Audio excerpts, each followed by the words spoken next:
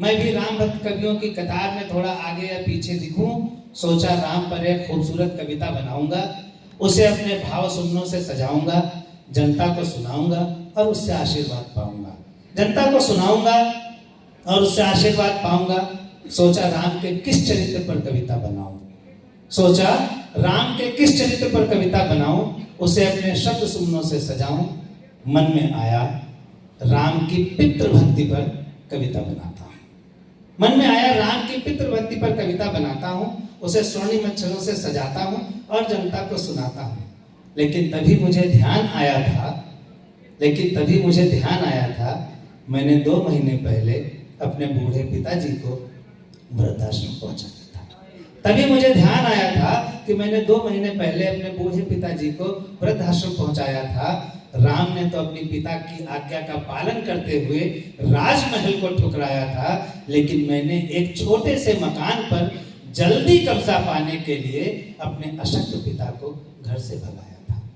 इसलिए राम, मैं तुम्हारी पितृभक्ति पर कविता नहीं लिख पाऊंगा, तुम्हारे पुत्र रूप को नहीं सह पाऊंगा।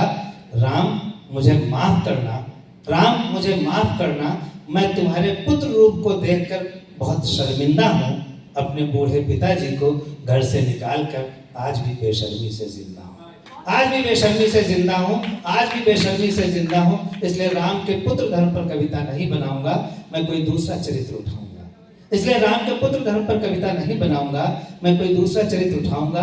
राम तुम बहुत अच्छे पति थे, राम तुम बहुत अच्छे पति थे, पति धर्म की बहुत अच्छी यति और गति थे, इसलिए तुम्हारे पति धर्म पर कविता बनाता हूँ, इसलिए तुम्हारे पति धर्म पर कविता बनाता हूँ, उसे अपने भावों से सजाता हूँ।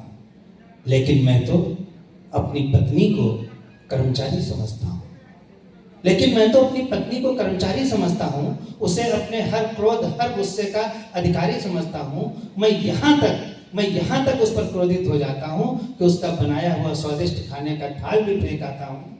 मैं कभी कभी तो यूँ सोचने लगता हूँ कि मायके जाए तो ये बंदा गुलछते उड़ाए।